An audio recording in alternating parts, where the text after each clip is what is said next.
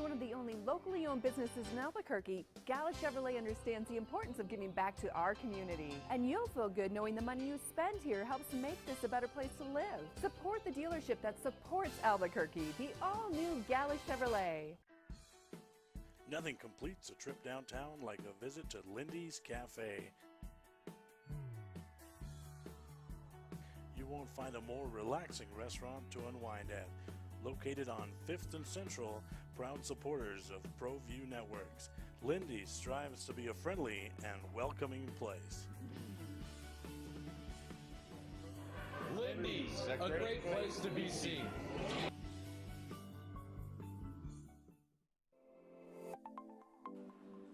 Get into the game with Garden Swartz Team Sales. They have everything you need, from screen printing, embroidery, and digital printing services, high school letterman jackets, and all high school and club uniforms, and individual and team apparel with the most reliable brands like Speedline, Rawlins, and Wilson. And don't forget to check out the latest F7 Shut helmet. It's all at Garden Swartz Team Sales. Give them a call, 505-884-1234. Garden Swartz Team Sales. Well, I'm going to the frontier, walking to the cashier, order up a root beer and a number one. Cover it with green stuff, one scoop is not enough. Find a booth that's real tough, backed by the Duke. Meet my family, meet my friends in the quirkiest restaurant I have ever been. All of Albuquerque's favorite spot, it's the Frontier Restaurant. The Frontier Restaurant is a proud supporter of ProView Sports Network.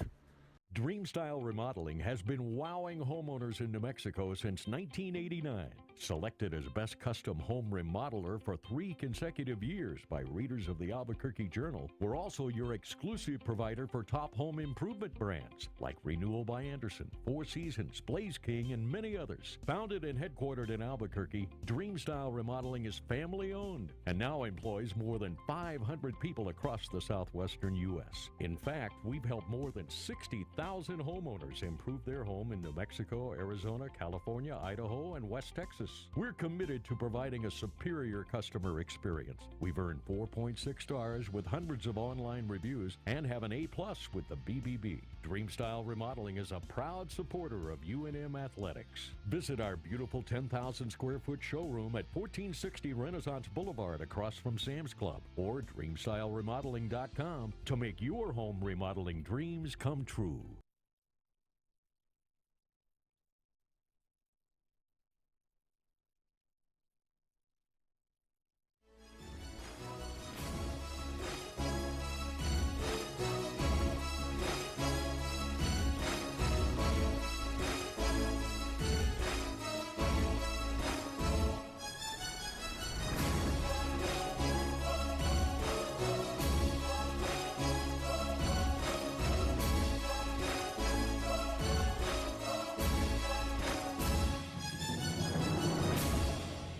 Good afternoon, everybody, and welcome to Red Menace TV. Quite possibly the biggest show in the country, at least in Albuquerque. Probably. Yeah. I would say that, right? Without a doubt there, yeah. Yeah, guaranteed. Woo! We got something. The biggest show. Leroy Lucero, along with Sebastian Noel and Michael Carlisle, the real Michael Carlisle of 610D Sports Animal fame. We had a big interview yesterday. Watching the show, Hector Balderas, the Attorney General of the I was going to say the United States, but that ain't right. Of not yet. Mexico. Not yet. Yeah, not yet. We'll get there. Let him. Yeah, you got to wait. We got 2024 maybe? Sure. Okay, there we go. Great interview. Thank you. I don't know. I mean, obviously he couldn't say a lot, but he did say some. What were your thoughts? No, of course, the AG's office is investigating UNM, handling of money. The scope of the investigation's broadened a couple of times. Since it's been going on. It's actually been going on a year. It started in May of last year. But the reason we had him on the radio show is he had sent a letter to the Board of Regents and new President Stokes on Monday voicing his displeasure about the lack of cooperation in the investigation. The gist of it in talking with him is he wants to develop a good rapport with the new president, get this investigation going, and get them to see, and when somebody's investigating you, it's hard to get this, but he wants the university to succeed. But, from his point of view, when you're charged with, spending public money, you have to make sure you're doing it correctly. And I think we know from the reports that maybe hasn't always been the case. So, at the end of the day, he wants to develop a good rapport with the new president, have a better relationship with the Board of Regents, and get this investigation wrapped up so he can make recommendations to the university.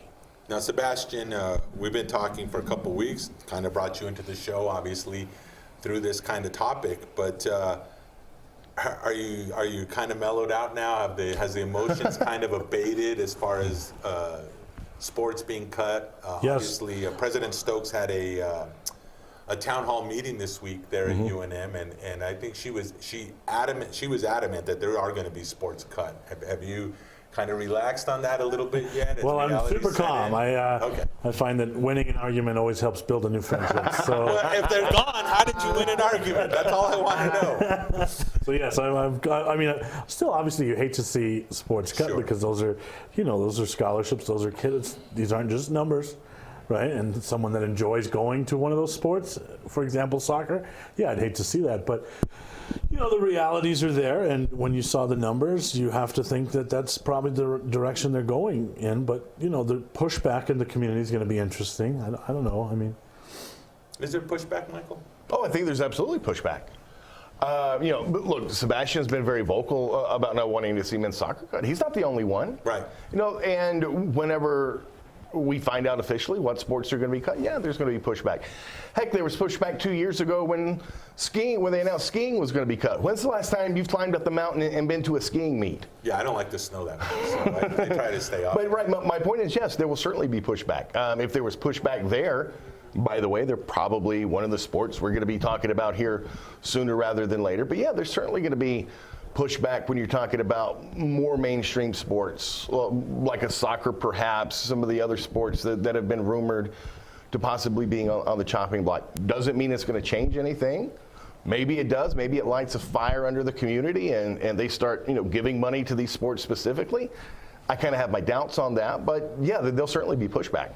Yeah, I mean, I'm sure, and I've seen, I was talking with Sebastian off the air, we talked about, I noticed that each individual sport is now opening up their whatever, come donate money here, come, I don't think they use GoFundMe, but I mean, kind of that sort of thing using the university's website and their funding things that they have here. I'll just say it up front, it's unsustainable. It can't happen because not everyone's going to continue to donate every single year. There has to be, there's the general fund, that's where the money needs to go to, and then each sport can get whatever money they're going to get. I don't think trying to get individual sports funded is going to happen. And I think what that ends up doing is that starts pitting one sport against the other as far as fans go. Well, I do know soccer has, I think it's called the Golden Gold Club that you can donate to, at certain intervals. And if you get high enough, I know you can get dinner with Coach Fishbein, things like that. So, yeah, I mean, things can be done. But, yeah, the whole GoFundMe thing is a little silly, I think. But what I don't want to happen is soccer gets cut, and then 3 years down the road, we've kicked the can, and Bob Davies still blowing $6.8 million of money every year.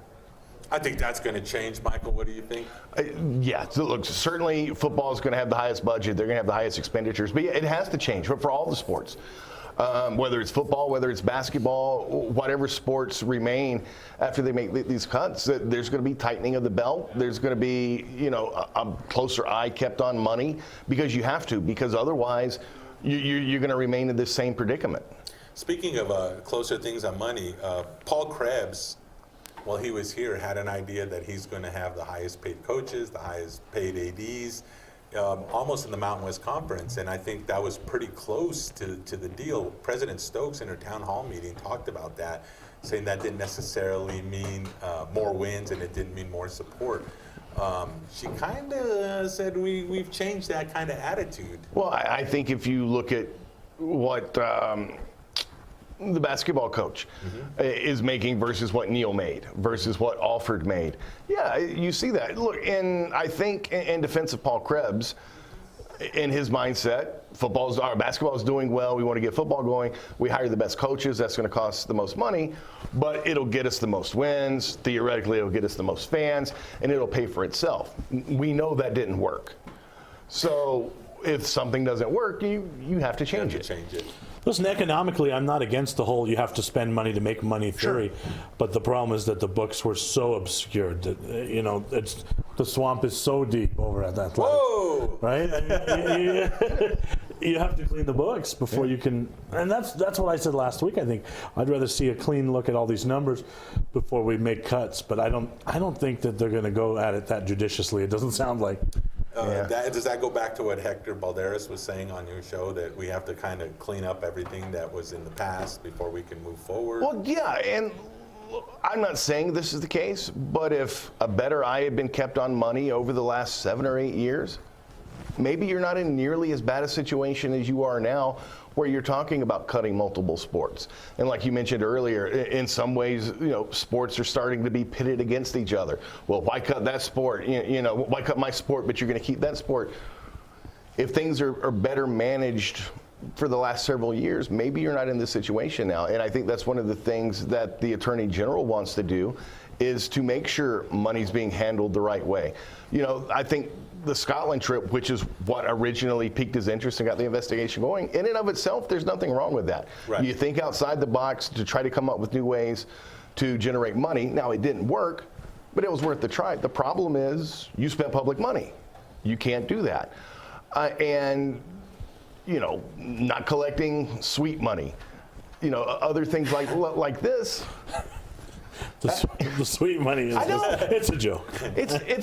It's asinine, but yeah, if you can't expect to finish in the black if you don't pay attention to the money and where it's going and what should be coming in and what's not coming in, and all that. So I think that's the main goal of what the Attorney General is trying to accomplish here. Now, Mike, last year at this time when we were talking about that, you kept saying, hey, this is public money. Yeah. These people can't act like it's their personal funds. And I think Balderas kind of reiterated that yesterday in the interview. He said something to the effect of, we have to let these people know that you're being paid by the public. You have a public position. You're just as accountable as any other politician or any other public employee. Right. He even said in the interview, I want to get back to the business of talking about Lobo football wins and basketball wins and all that. The fact of the matter is, you're a state entity. You have to follow the rules, and he wants to make sure that's happening. Look, nobody wants to see UNM taken down or anything like that, but at the same time, if money's not being spent correctly or hadn't been in the past, you got to make sure that doesn't continue to happen. What I'd like to know is what safeguards are in place now with Eddie Nunez. And I'm not saying that because I think Eddie would do anything as crazy as Paul Krebs did, but to kind of offer up a real Pollyanna defense of Paul Krebs. When he was vice president of athletics, he didn't really have a boss. So when you have someone that's, Paul Krebs was obviously, he came in here and he said, big ideas, let's spend a whole bunch of money. I don't necessarily disagree with that. I like a guy that has big ideas that wants to spend money. But with that has to come a checks and balance system. And the fact that he didn't have a boss, that he didn't have someone to say, hey, well, that was a great idea, Paul, but here's the numbers. What have they made sure that safeguard is now in place? Well, see, that's my concern as well. For a long time, they weren't even expected to balance the budget. It didn't even become a big deal until, say, the last 4 or 5 years. But, the Board of Regents, it seems, is going to be the ones, that they want, regular reports and all that. But they're the ones who've been signing off on this budget for all these years.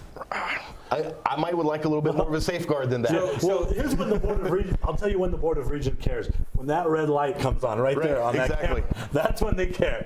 So I'm going to tell you, and we talked about this, it's been a while now, Michael, and I think this is in all sports. When do those other things start becoming a big deal? When your programs aren't winning. And I know that sounds kind of crazy, but I don't think it is. I think all of a sudden we started talking about budgets and Scotland trips and some of the other issues when the basketball team stopped really being going and losing in the first round of the NCAA tournament. I think after that started happening is when all of a sudden wait, what's going on here? Because obviously people stopped donating money, people stopped doing that sort of stuff. Right. And then all of a sudden it's just like, now we're going to look and we're going to follow some of these other things that. Well, it's still a big deal regardless of whether the school's winning or not. I get it. keep in mind, UNM didn't self-report, oh, we used this public money. It took a Larry Barker investigation to kind of get that going. So it's still a big deal. Does it come to light as, when it did, if they're still winning? I don't know. Maybe whoever was disgruntled and tipped off Larry Barker doesn't do that. I don't know. But it doesn't make it right what they were doing before, just because they were winning when they were doing it. Right, I'm not saying it's right. I'm just saying all of a sudden it becomes a deal. Sure. Well, yeah, and I do agree with a little bit. I think it's a little bit of an oversimplification. I think when it becomes a big deal is when you just start becoming so arrogant and so flippant and so out in the open with your abuse of that power and that money. And I think that's what happened with Paul Krebs. Yeah, it's definitely possible. We're going to take a quick break, but before we do, two things. Since you've been bringing it up, and now are you running for AG soon? No, good Lord, no. And then something that you mentioned, if you spend so much money, you can get dinner with Coach Fishbein. I wonder what they serve at that dinner. I don't know. Could it be fish? It could be. Could be. Take a quick break. We'll be back with more Red Menace TV.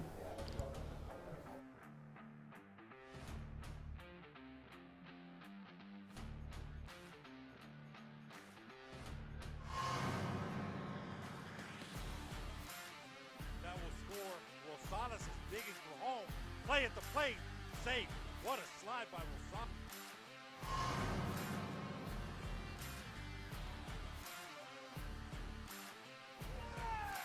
Harden is off the plate, and now he's going to run to home, and we've got a pickle here. And Harden going to go diving in, and he's safe.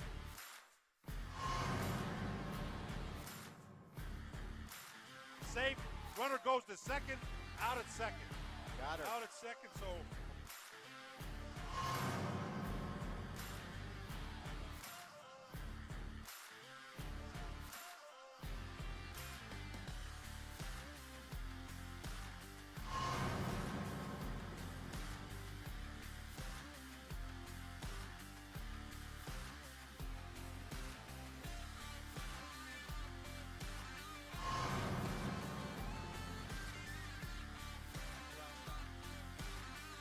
First pitch.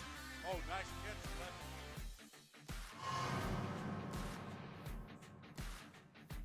The ball well. Defensively. Runner's going to second. There's the tag. Runner's out.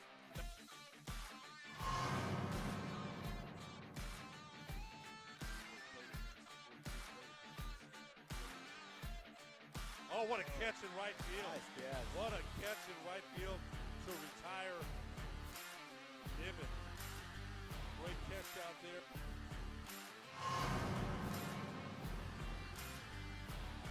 About swinging. Here's the payoff. Swung on. It's a deep left field. Whoa. That ball is gone. Gone. Two-run home run by Aaliyah Hibben. That puts Volcano Vista up 2-0. Hibben waits and takes some good pitches, works the count to a full count, and hits the payoff pitch for a two-run homer to left field. Roger, great.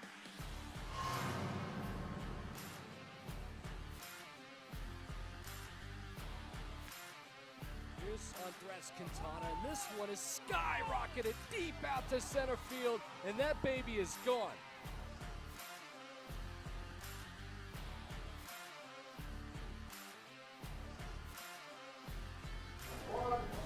Welcome back to Red Menace TV. All right, guys, it seems like this summer, and always summer is always like, because there's not a lot going on. I mean, unless you really like baseball. But I mean, even so, it's like so early in the season. Does it matter? Sure, it matters. Does it? Yeah. Does it? I'm a Braves fan. This is when we're still in contention. Oh, okay. So, yeah. Really? You're a Braves fan? Had it, what, WTBS or whatever? Yeah, actually, well, when I first moved to the country from Germany, first team I ever saw was the Dodgers and the Braves. It was with my stepdad, and you know how little kids are. They don't like their stepdad. So my stepdad was a Dodgers fan. I took the other team. So it worked out. They played on TBS, which is great. So you had TBS and you had WGN for your Cubs. Yeah. Okay, I get it. I mean, honestly, everyone always asks, how come there's so many Cowboy fans in Albuquerque? Because back in the day, before there was DirecTV and all that stuff, You got the Cowboys we had every the week, Cowboys right? Yeah. every Sunday, and then if you were an NFC guy, Right. if you were an AFC guy or gal, then it was the Broncos. So every morning at 11 o'clock, just like now, every morning at 11 o'clock on Sundays, you had the Cowboys, and then at 2 o'clock you'd have the Broncos. That's why it's so locked in. And then of course the Albuquerque Dukes used to be the farm club for the Dodgers. The Dodgers, and we had so many Dodger greats that came out of there. But it hasn't transpired to Rockies, has it? I mean, you're more in touch with that. About half the roster is former Isotopes, yeah. But I mean, I'm talking about as far as the fan base here in Albuquerque. I know Trujillo's a big Dodger guy. Yeah, he's old. It's catching on. Look, the Dodgers were so ingrained in this community for decades. Yeah, that's not just going to go away overnight or in a couple of years. The Marlins never had a chance, did they? Well, and the Dodgers too, but before the Diamondbacks and Rockies came around, the Dodgers were a very regional team that wasn't the California fan base. Right. That's true. You're from Germany? Yes, I am. Are you a German citizen? No, I'm an American citizen now. Okay, now. Yes. But you were a German citizen at one time? This explains so much. Okay, so this is why you like Bayern Munich, right? Yes, Are you but from after Munich? yesterday, yes, I am from Munich, or just outside of Munich. Okay, so I saw you were crying on Twitter about pointing out Marcelo's injustices, yes. Yeah. And I can't stand Real Madrid, but I don't like Bayern Munich either. I like Barcelona, but they choked against Roma, so it doesn't matter. I know this is soccer, and I know you don't really. That's fine. I'm good. I know, but you guys talk about UFC, so I mean, UFC's boring, right, Micah? He doesn't hear me. Yeah. Anyways, I'm kidding about that too. Anyway, I just wanted to throw in a little sports because I get tired of talking about just legalism and pretending like you're the AG and talking about all this stuff. But I wanted to throw some sports in there, but I also wanted to ask earlier I guess it happened 2 weeks ago, I guess, but the reports came out last week or this week about Bob Davie meeting with the local NAACP president, and that the meeting went real well. Of course, we know about all the reports that came out the past, how long has it been now, 2 years? It's been a while. It's been forever. Yeah. It's like, are we ever going to get to the point where we can just enjoy football? Just talk about sports on the field or on the court? Yeah, wins or losses. You mentioned Balderas talked about that, but it just seems like when is all this going to end, this other stuff? Does it end now with the meeting with the NAACP? Does this put this all to rest about no, because racism charges and... racism charges, this is probably put to bed. As far as all this stuff, no. And you know what would make it end quicker? If UNM actually cooperated and turned the stuff over the AG was asking for. Because keep in mind... Now, hold on. Yes, is the AG asking about the racism stuff, or is he just just asking about the money stuff with Paul Krebs? No, racism stuff specifically, I don't believe so, but he is looking into the way things are or aren't reported, specifically in relation to... the rapes to charges or investigations, because those, when those happen, they have to be for Title IX human decency purposes, but Title IX purposes, you have to report that up the chain of command, and there's some question of whether or not that was done correctly. That's part of what this investigation from the AG entails. So the racism thing is over? Well, I mean, they said the meeting went fine. I don't know what that means. I mean, reading the story, I don't know what that meant. It just seemed like, okay, it seemed like everything went fine, but I don't know about, like you said, the alleged rape charges or the Title IX or I don't know, whatever happened, meetings and... Listen, I'm a big believer in dialogue, so I'm glad there was a meeting. Yeah. Obviously, you know how I feel about it, but is it going to go away? To answer your question, I don't think so. But whenever, and it's tough because the reason it doesn't go away is because, player A comes out and says this, player B comes out and supports his coach, and we don't have anything to talk about during the summer, and it doesn't go away because of that. Yeah, but it didn't go away during of course, they weren't winning. And let's just say this, if those things are all true, they shouldn't go away. Yeah, that's absolutely. True. Absolutely. Well, no, it didn't go away during the season because they were losing. No, it didn't go away because they were losing. It didn't go away because there were 3 different investigations that went on looking into this. Well, and I know we've had this discussion before, Michael and Sebastian, you weren't with us yet, but we talked about the kneeling during the national anthem incident and how that kind of prolonged, that was just another little fuel in the fire. Then the press conference that happened after that, where Davey said, I support these guys, and these guys said whatever, and that kind of like got some people agitated. I know they were calling your show. I saw them people on Twitter and Facebook, and I was just, I mean, it just seems like there's just been a whole jumble of stuff, and I'm just wondering if we finally pulled the thread that now we can start straightening at least that aspect of it out. Can we just call all discussions before I was here BS? Before Sebastian? There, I like that. You would probably not be the first person to suggest calling it BS. Yes. Well, I don't think you can lump everything into one pile. Right. Because there were things that went No, it was on. all jangled. The kneeling, which some people took offense to, a lot of people took offense to. But I think that's a little bit different than a university investigation. Absolutely. An outside counsel investigation brought in by the university and things like that, and attorney general investigation. I think those are all different. I don't think they can all be lumped in together. I think what you have is just a crisis of leadership at this point. I think that's the best way to kind of encapsulate it, and that's my way of saying, I just want to move on. But it's a crisis of leadership. When there's so many little dumpster fires, it's a crisis of leadership. Yeah, and I think hopefully that's changed now that they have a president that's fully the president, right, not an interim, and you have an AD that's, has to answer to a president, I guess, there is now an established chain of command with the head that's actually full-time. Sure. Now there's some accountability there, and hopefully that starts to bleed down to the individualized sports and what's going on, because it sounds from the town hall that, yeah, the president is definitely saying, look, I'm in charge, this is my job, I'm going to be doing this. And then as she was talking, she said, I've already talked to Eddie, and this is what Eddie's going to do. And Eddie's going to answer to me. We already at Board of Regents. We ultimately answer to the public, and so hopefully things start moving out. So what else is going on? Soccer, Bayern Munich still basketball, stinks. right? Playoffs. Oh, NBA? Yeah. Oh, okay. So this is why I wanted to bring this from the NBA post-game show. So you saw Charles Barkley said he'd like to see Draymond Green just get punched in the face, right? Yeah. By Rajon Rondo. And so what I was thinking about my entire way over here is, what top 3 athletes would I want to punch in the face? Nice. And I've come up with a list. Okay. And hopefully you guys can think of yours while I do mine. So I'm a Braves fan, like I said. So first and foremost, Ken Herbeck. Because in 1991, on a pickoff throw to first base, he fell on Lonnie Smith. The ball rolled all the way down the right field line, and he never got off Lonnie Smith. And we could have won that game. It goes into the 10th. That's the Jack Morris, John Smoltz game. We lose that World Series. In 96, Jim Leyritz. Jim Leyritz is on that list. And then my third guy was the Bayern Munich goalkeeper yesterday, the backup goalkeeper. So that's my list.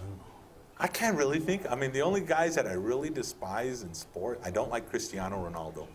There's just something about Is that it his dude. amazingly good looks? No, he's weird. I don't know. He's just kind of creepy, like European weird. I know you're European, but I'm just saying he's got that like weird something to him, and he's just arrogant, and he's the second best player in the world right now, so he's good, but I mean, I just don't like him. I'm a Redskins fan, so I would gravitate towards wanting to punch a Cowboy. But to be honest, by and large, the Redskins in big games when it mattered, they've always come out on top. Oh, look at this guy. So it hasn't mattered in a long time, so. If I'm the only one that has a list. When was the last time it happened that it was a big game between the Cowboys and the Redskins? It's been a long time. It's been a while. You know who I didn't like?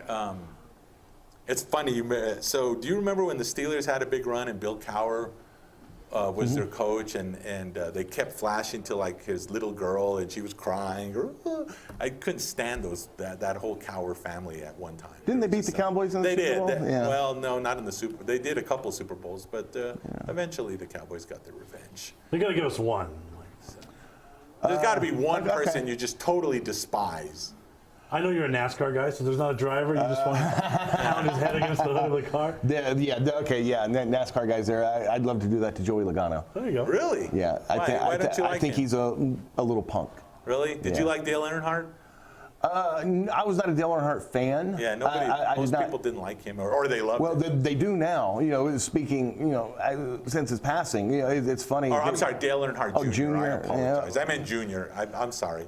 I came to NASCAR very late. Gotcha. In life. Well, now, Junior, everybody pretty much did like him. I mean, he was voted most popular driver like 16, 17 Yeah, but it seemed like years. a lot of people despised him too. Well, when you're the man, it's kind of like accolades. Tom Brady, Ronaldo, Messi. Well, Messi now, everyone loves Messi. To answer your question, because I don't want you to be the only guy, Greg Hardy. Love to punch him because he's a little admirable. Sure. For me, it's more guys like that, the Ray Rice situation. Okay. Yeah, it would be players like that. Yeah. You could pack a punch, right? Yeah, sure. What about like Conor McGregor? Well, I don't want to punch someone who's going to punch me back. Punch you back? He might be able to dolly at do me. you think he can take your punch? So Greg Hardy is now going into MMA, is he not? Well, he's been in MMA. He's had amateur fights. He's going to have his first pro fight on Dana White's Contender Series. They started that last summer. They're bringing it back again this summer. And basically, Dana watches you fight, and if he likes what he sees, he offers you a contract. But not in the UFC, or is this? Well, yeah, it will be UFC, yeah. Okay, all right. And baseball, Lobo baseball's not doing so well. No. You cover that, right? Yeah, I do. Sometimes they got swept on the road at San Jose, stayed in all one-run games, and then Coach Birmingham started 9 freshmen against the Aggies, and we got 10 runs that game. So, yeah, this has been a struggle this season. Just not enough pitching. So is this a curse of UNM right now? I mean, football's stunk it up. Baseball looks like they're really doing bad. Basketball was, it was mildly good. Well, Bill Walton always explains the collegiate world. And this is what happens when there's a truck stop conference, right? Yeah. It's not a destination. So you'll have your up years and your down years, but and I think what makes he always says, you'd rather go lose in the Pac-12 than win in the truck stop. I think, well, is that true? Ask Steve Alford that. I don't know. I don't know how he's feeling right now. He's testing the lose in the Pac-12. Yeah, I mean, he's tasting. You know what? If and when they part ways, though, he's going to walk away from UCLA with a nice chunk. Well, he parted here with, well, not as big a chunk, but he did get a chunk on the way out. No, he just didn't have to pay back a chunk because well, he never actually signed the new contract. But if you don't have to pay, don't you still walk away with that chunk? I mean, if you keep your chunk, that means you don't lose it. I mean, look, what do I know? I've never had $1 million. Have you? No. I mean, I wouldn't be doing this. Yeah, exactly. I didn't want to be that guy, but that's exactly what I was thinking. I'm just saying. I mean, I've never had $1 million. I don't know exactly what that's like, but I mean, never having $1 million, if I didn't have to give $500,000, I would feel like I had a chunk. I mean, I feel bad when I got to pay like the light bill. It's like, dang, I got to give up $100. What's up with that? You know what would make you feel worse? If you had to pay $200? But going home and the lights not being on because you didn't pay the light bill. Well, that's true. That's true. So anyway, so yeah, I don't know. I'm just curious, if you thought there was a curse. I know way back in the day when I first started radio, he said that we had this guy that used to come on and said that there was a curse of Lobo. I've heard that the pit's built on a sacred Indian burial ground. Yeah, oh I know yeah. Years ago you and Carlisle, or I'm sorry, you and Trujillo were laughing that they were going to have to go do like the sage, burning a sage or something. Yeah. I'm sure Trujillo was burning something. But just to close up on baseball, you can't graduate guys like Stadjahar and Luis Gonzalez. I mean, sure. The amount of talent he sent to the next level and all at once, it's the same thing that struck Ben Howland at UCLA. Yeah. When you lose that much to the next level all at once. Oh, you're a UCLA guy, aren't you? Yeah, I forgot about that. Eventually you're going to have a down year here and there. Everybody talks about Kentucky and the one and dones and Calipari and all that, and usually they're really good. Every now and again they have a down year. It was a couple of years ago that they didn't make the tournament. I'm glad you brought that up because I guess there was a story about Condoleezza Rice talking. She was part of a committee on college basketball, and they're making recommendations to the NCAA, and one of the things was getting rid of the one and done. Now, the one and done is actually an NBA rule. It's an NBA rule that you can't enter the league until a year after your graduating high school class. So that's not even a college rule. Mm-hmm.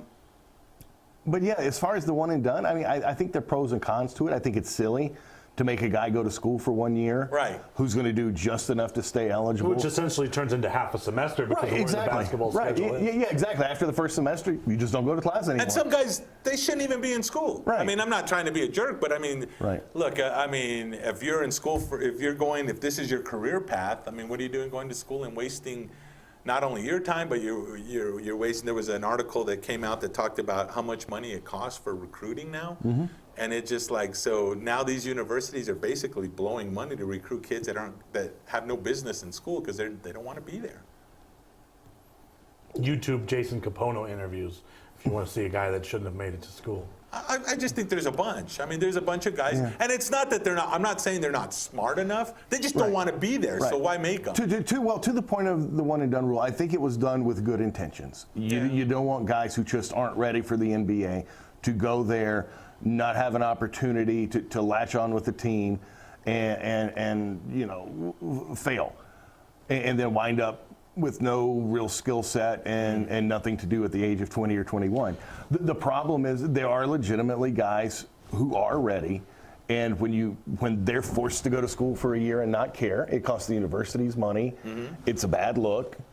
And as far as the team, lots of coaches have adapted to the one and done. But wouldn't you rather have a guy that's going to be there 2, 3, 4 years than a guy who's going to be there 1 year and gone? Well, we talked about last night with some friends, and maybe we'll pick up on this next week. I know we're running short on time, but how is it that only Major League Baseball has been able to create a self-sustainable minor league system? And I think the one and done rule, if there was a minor league feeder system to go to the NBA, that one and done is off the table maybe. Well, isn't that what they wanted to do with the D League or K League or whatever the heck they call it now? the D League originally, and to the NBA's credit, they have put more money into that in the last couple of years. That they've got a corporate sponsor. It's the G League now because Gatorade sponsors it. Oh, okay. And I think they would like to get a point where they could use that as something of a minor league system. The money's not there. Exactly. Well, wait a second. I have a friend that plays in Barcelona, and he said he won't even touch when the mail comes and it's an invite for summer league, D League. He said he won't even touch it. Well, okay, he's making money in Spain. Exactly. So you mentioned Barcelona, money. and I know that in a lot of the same thing, just like the soccer, the basketball does that too. It's a club sport. But I mentioned this to you earlier. We talked about, because one of my ideas, and it's not my idea, it's something that they do worldwide, was why doesn't the Soul rent out the UNM soccer facility, or UNM rent out the soccer facility? They go to cut soccer from the university and let the Soul use it. And you said, I don't think club sports will ever work here. Or you don't think that would work? Yeah, I don't think that. Is it just because of club situation? I mean, but if someone doesn't start doing it, I mean, how long can, look, soccer is going to go bye-bye in collegiate athletics anyway because it's men's soccer. Title IX is going to, and these schools can't afford to keep it, and it's not making any money, and that's nationwide.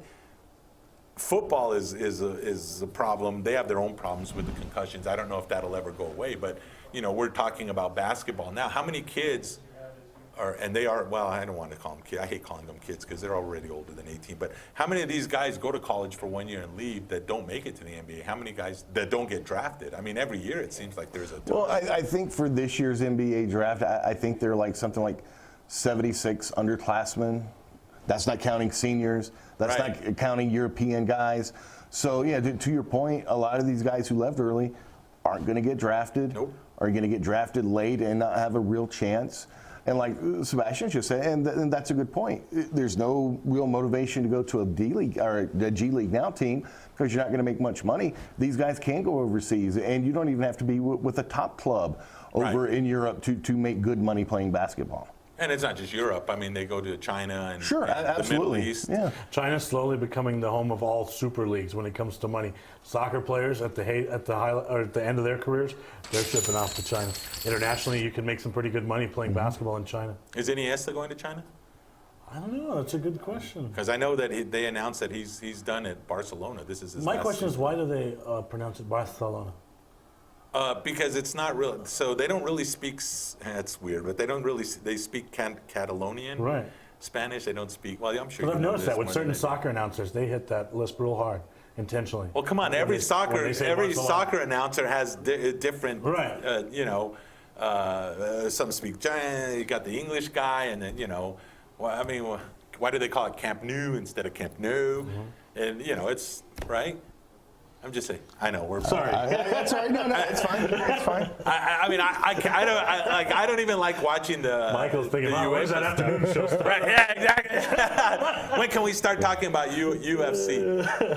So I think we're coming to the end of our time because I know Micah's going to come and he has a couple of guests and he's going to do a lot of the UFC stuff. In fact, we got 2 minutes. I just got the phone call. I'm weird. I don't see the green chili hat from the Albuquerque Green Chilies because Alden's not doing our show today. It's the green chili cheeseburgers, by the way. Thank you, yeah. And I don't like that. I like the... oh, no, I think... I like the mariachis better. Right, and they have the first of those coming up this weekend. Yeah. I think there are 4 games they're doing. Friday night? Saturday night. Oh, so you're not going to be... Are you there going to be Friday? Yeah, we'll be out there Friday. You guys are there every Friday? Mm-hmm. So people can go out and get a Michael Carlisle official autograph?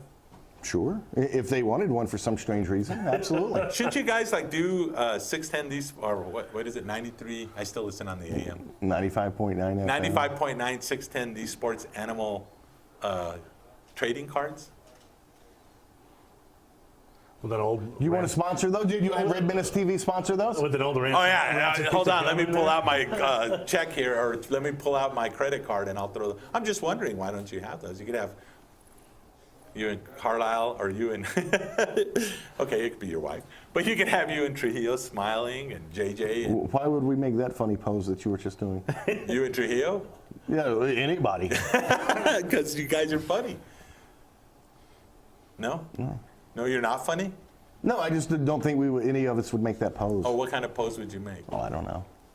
You know how when you were young and you used to trade baseball Yeah, cards? absolutely. How many? We're doing it right now online. How many Trujillos would you have to trade to get like a Symbieta? 47. That was him. So, you already got that squared away then, right? What would be the top trading card that you would get? Would it be a Carlisle? Yeah, I think it would have to be. A signed Carlisle? Sure. Well, there you go. Friday night, you go get a signed. All you got to do You is gotta have take the card before you can get the signed card. Well, it's 2018, dude. Just take a picture and you just, print it up, and now you have a signed card. That's a lot of effort. That's a lot of work for. I don't think the demand would be there to warrant. No, all you that. don't think so? Probably not. Okay. Well, I'll tell you what, guys. It's been a great show. I hate to cut it short, but Mike has got a lot of stuff coming up, and we're going to go and let him close out the show. Cool. So, for Mr. Carlisle, Mr. Noel, a German guy that likes Bayern Munich, it is better than Real Madrid. I'm Leroy Lucero. We'll see you next week. God bless. Terry Cosper Insurance Agency is a proud partner with ProView Networks and a proud supporter of New Mexico High School athletics. Terry's been a local farmer's agent for over 20 years for auto, home, life, and business insurance. Just like high school sports are important, so are teen drivers. For more information, call Terry or one of his licensed staff members at 898-5556. Quotes are available for you. Don't sacrifice quality and flavor when you're in a hurry. Golden Pride offers ribs, fried chicken, green and red chili breakfast burritos, and Frontier Cinnabons. 4 great locations, or visit us online at goldenpride@abq.com. Golden Pride Barbecue Chicken and Ribs, proud supporter of ProView Sports Network. Car Crafters, proud supporter of ProView Sports Network. Are you sure we're supposed to be doing this? Don't worry, I've watched him do it 1,000 times. Come on, what's the worst that can happen? No! Bad dog! Hi, welcome to Car Crafters. What happened? Don't worry, we'll make it like it never happened. Car Crafters, it's like it never happened. The New Mexico High School Coaches Association, established in 1941, is an organization of New Mexico's best and most professional interscholastic coaches. Coaches across work daily to help our student athletes excel in the classroom, on the field of play, and in our communities. Students that participate in interscholastic activities attain higher grades, higher graduation rates, and higher wages. Responsible for the North-South All-Star Games, statewide Coaches Award Program, and providing multiple professional development opportunities for New Mexico's coaches. Be a great coach by coaching beyond the game. The Barley Room, proud sponsor of ProView Networks for over 9 years, is pleased to introduce Black Iron Catering. From weddings and family reunions to birthdays and office parties, Black Iron Catering is perfect for any event. Contact Jamie at 505-459-8259 and book your event today. Black Iron Catering. Let us bring our kitchen to you. When I train for American Ninja Warrior, I schedule regular workouts to stay in shape. To keep my car in Ninja Tough shape, I head to a Napa Auto Care Center for regular maintenance and genuine Napa Auto parts. Like brakes and batteries. I trust my Napa Auto Care Center for quality parts and quality service. And with the 24-month, 24,000-mile nationwide warranty, I drive away with peace of mind every time. Visit AutoCareNM.com to find a location near you.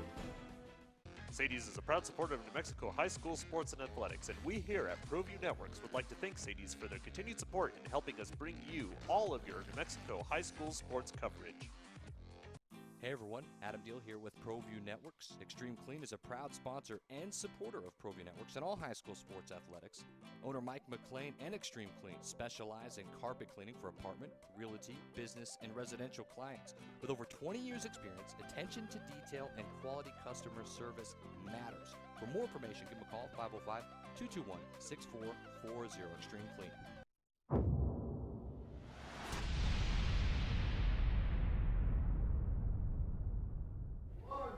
Welcome to Cage Minds, the place where we talk about people getting punched in the face. So the first thing to talk about this week would be Bellator 198. It took place last week. Don't have any slides or highlights for that event, unfortunately, but can tell you that the legends did go at it. It was pretty spectacular for the 48 seconds that it lasted. I mean, an exciting 48 seconds. You were on the edge of your seat wondering who would go down first. Frank Mir came out ferociously, did clip Fedor with a right hand, dropped Fedor down to one knee, shot him for the takedown. Fedor was able to compose himself, get back up, get some distance, and then the next time Frank Mir charges in, Mir ends up eating a left uppercut, going face down, and ground and pound victory for Fedor Emelianenko. Moving on to now face Chael Sonnen in the next round of the Bellator Heavyweight Grand Prix. You also had Emmanuel Sanchez make Sam Cecilia look like easy work en route to what should be earning a #1 contendership in the featherweight division. And armbar Jalen Harris should earn Rafael Lovato Jr. a #1 contender slot in the middleweight division. So we had some Bellator action. Now coming up this weekend, there's going to be Invicta FC 29 on UFC Fight Pass. Invicta intends to crown a new women's bantamweight champion. Former Strikeforce champion Sarah Kaufman takes on an undefeated German fighter. The winner, again, the new Invicta FC bantamweight champion. We do have a guest joining us on set this week. He travels around the state with me covering combat sports. Gomez Photo Works, Sal Gomez. Thanks for joining me, dude. Oh, no problem, Micah. Thanks for having me. Okay, so first off, let's tell everybody, how did you get into being a combat sports photographer? My son, Nico, was training over at Fit and HB, and I just started taking pictures of him training. And from there, I shot that LFC event, which was actually my very first event, thanks to Doris Robinson. And from there, it just kind of blew up. So, first event was a pretty big event. You shot for LFA. It was there at the convention center. Do you remember what the thoughts were going into that scenario, shooting an event like that? What the hell am I doing here, and what do I do? It was a big learning experience, but I think anybody that gets involved in any type of combat sports, it's a shock to the system because they can prepare as much as they want, but once they get to a show like that, it's kind of a shock to the system. And you getting your son involved in combat sports wasn't the first time you'd been around it. You yourself had trained a little bit too, right? Yeah, trained with Tom Vaughn a long time ago, and that's a long history. But love Tom and Arlene and everybody over at Fit and HB. Got to give a shout out to those guys. That's my home team right there. So love you guys.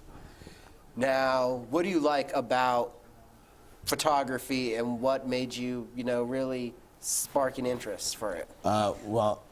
I've always was a fan of everything that happens outside of the ring. I used to watch boxing when I was a kid with my dad on HBO and stuff like that, and I was always amazed at the photographers and everything that was going around ringside because it's just the chaos, but everybody kind of worked together, and it's just something that I've always wanted to be involved in. That's what really got my interest in. It really just didn't start blooming with me until about like 3 or 4 years ago. And since then, we've been traveling around the state. And now this weekend, we're going to be traveling out of state. We can hit the first slide because this weekend, LFA is in Colorado. We're in Vail, Colorado for LFA 39 interim middleweight title on the line. Ian Heinrich was actually in the main event the first time we went to Pueblo, Colorado for an LFA event, taking on a tough brawling Brazilian in Gabriel Checo. Now for us local fans, there's a pair of reasons to be highly intrigued by this card. We can hit our next slide, and that's a picture of Jerome Rivera. Jerome fought for the inaugural LFA flyweight title, was unsuccessful in that fight. That photo is from our other trip to LFA when Jerome was able to defeat Zach Riley by unanimous decision. We've both followed Jerome's career for quite a while, Sal. What do you think about him as a fighter? I think Jerome, he's natural born. Some fighters you have to work at being a fighter, and then you see those fighters that are just natural at it. And Jerome is one of those guys. He's just he looks like a fighter, he fights like a fighter, and he lives like a fighter. So he's 100% all in, and I think we're going to see big things coming from him. Jerome Rivera, he has a great frame for this division, fights at 125 pounds. He's long and lengthy. His grappling has been an attribute and a detriment at times in his career. We've seen Jerome, like in the fight against Roberto Sanchez, get too content on playing in that grappling realm and then getting caught up and submitted by Roberto. One thing that I can't wait to see is when Jerome takes that step into really fully having the confidence in his striking. We've both seen him in the gym. We've seen him in Smokers. He has good striking skills. I think there's another notch up in his confidence that happens on those big stages. That's what needs to take place with him. You know, once you get past the fact that it's a big show like that, and you start focusing more on the fight itself. Like I said, it can be overwhelming when you get involved in events like that. And you can get sucked into the awe of it, but once you get past that point and you can just focus on the fights, that's the best thing any fighter can do, and that's where Jerome's at now. Yeah, he's making these bigger shows, but he's gotten past the fact that they're bigger shows, and now he's there to fight and show people what he's got. You and me have watched him from Smokers, from the Judgment Smokers back in Rio Rancho to seeing him come up on the amateur scene. And it's hard to imagine because we've seen him fight for so long that he's just 22 years old. So there's still a whole lot of time for growth in that young man. You know, 22 years old is the perfect time, and we're seeing Jerome blossom into a great fighter. I remember the first time I saw him, I was like, man, this kid is badass. I watched him on the King of the Cage card at the hotel in the parking lot, and he's a killer there. And I think, like I said, we're going to see great things coming from Jerome, and I do see a belt around his waist at some point. Now, there's also another prospect, if we can hit the next slide, who's getting a huge opportunity. This is the first time to introduce the nation to Harvey Park. Us here in New Mexico know him well. A full-time sheriff, a law enforcement officer who also trains with Force of One in Clovis. He's been in main events in the Jackson's MMA series, on the main card of the Jackson Wink Fight Night, King of the Cage main event. Harvey really does have a well-rounded skill set, I believe. Good grappling. I think his wrestling could be the one thing because he's not a natural wrestler. We've seen great kicks out of him, good punches, and his top game when he was in mount on John Sparks at the Jackson's MMA series was just one of the heaviest mounts I've seen in the lightweight division. You've actually watched Harvey a little longer than I have, Sal. Give us some feedback on your thoughts about him. Harvey Park comes from Force of One. I was introduced to them when I was covering an event out in either Clovis or Hobbs. And first time I saw Harvey Park fight, I was just taken aback. I went up to his coach, Eric Swan, and I said, you got a champion right there, and he's going to do big things. Harvey is one of the coolest guys I've ever met in my life. I love him to death. He is so level-headed. He takes everything into account, and he's an observer, and he likes to break things down, and he will also break you down. Harvey is probably the biggest prospect that I know of at this point coming out of New Mexico. I do see a UFC belt around his waist in the near future, so I'm banking on that. But Harvey is just such a really cool guy. He doesn't let things get to him, and he's calm before the fight, and he's calm after the fight, and he carries himself well. I think both on a fighter's aspect and on the outside of the cage aspect, he is a great prospect for the UFC because he won't do anything stupid that I could say that I would know of. So he's not the kind of guy that we should worry about, where you got to worry about some fighters. We don't want to bring up those fighters, but he's not that kind of guy. Like Nick Diaz and Nate Diaz? Yeah, he's not going to, this isn't the guy that's going to party all night. This isn't the guy that we're scared we're going to hear an all-points bulletin from the police that they're looking for him in that kind of you're not manner. going to see Harvey throwing chairs through a bus, acting like Ric Flair and stuff like that. No, that's not going to come out of Harvey. He's going to carry himself well. He is a corporate fighter. He's somebody that any corporation would love to have. He's very professional, but when it comes to the cage, he's a monster. He doesn't explode. He observes, like I say, he observes and he breaks down, and he's smart at what he does, and that's what makes him a good sheriff, and that's what makes him a good fighter. A very technical fighter. Some of the most devastating leg kicks we've ever seen on the local scene. Only a few guys in the UFC rings, Edson Barbosa, Pat Barry, Justin Gaethje, have ever ended fights with leg kicks. Essentially, we saw Harvey Park do that here at Isleta against Brandon Trujillo. Devastating weapons. His opponent's going to be Austin Hubbard. We don't know much about Austin, but what I can tell you is that he's 8-2. He's a Midwest kid with a wrestling background. This is a big opportunity for both guys, first time on national TV. Now, also with this LFA 39 event that we're going up to, it's really special because you have, as we mentioned, Harvey Park from Clovis, the force of one. You have the Latrell Yee representative, Jerome Rivera. Chris Roybal is going to be on the amateur side of the card, and he represents FIT and HB. And then Macy Barber, the talented young Colorado undefeated fighter, she has spent time here at the Jackson Wink Academy working with the likes of Frank Lester and Brandon Gibson. So it's not often that we're getting all the way up to an LFA card. Access TV, a regional card being on satellite TV that has all three of the major gyms in town for Albuquerque, and then the hidden secret, a force of one there in Clovis, all being represented with top prospects. So it's a really special night up there in Val, Colorado, coming up this Friday night, not to mention two-time Colorado State wrestling champion Ian Heinrich taking on Brazilian mauler Gabriel Checo for that RFA interim middleweight title. Now also the same night, I don't have a slide for this one, the next night, actually, not the same night, but the next night, there's going to be another great event in Pueblo, Colorado. Renegade Fight Night Chapter 1 is taking place.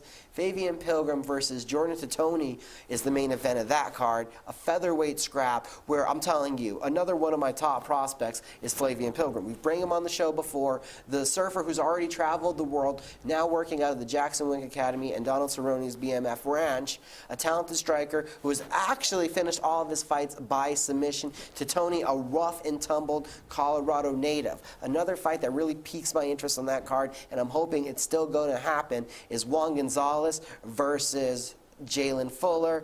That one is going to be an incredible matchup. Jalen making his long-anticipated professional debut. Keep talking about the regionals that are here, our local scene. We have a few slides, so let's hit those.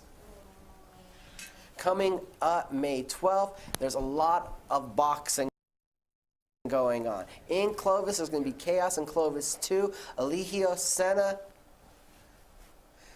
in the main event taking on Eduardo Silva. We have Night of Fury the same night, but at Buffalo Thunder. Antonio Toe Martinez versus Gabriel Rodriguez.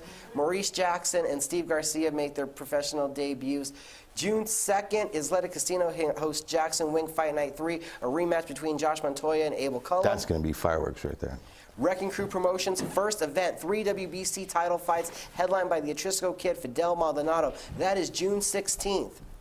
And then, June 23rd, we have Route to Glory from Legacy Boxing Promotions, the 2 New Mexico State title fights. Check that one out. It'll be right here. ProView Networks live on the YouTube channel. This fight has been long anticipated. Christian Cabral and Josh Pitbull Torres. Ending the month off with Jackson's MMA Series 25, Henry Barahona and Jess Martinez. The same night in Las Cruces, there will be Southwest Brawl 8. Well, that was a lot to talk about. Sal, thanks for joining me as you do every weekend, helping cover the local scene. If you can, join us at LFA 39 this weekend in Vail, Colorado, or in Pueblo, Colorado at Renegade Fight Night Chapter 1. If not, you can watch that LFA event on Access TV, keepupwithcageminds.com. For Leroy, Michael, Sebastian, myself, tune in next week. There'll be more Red Menace TV. Thanks for watching. Peace.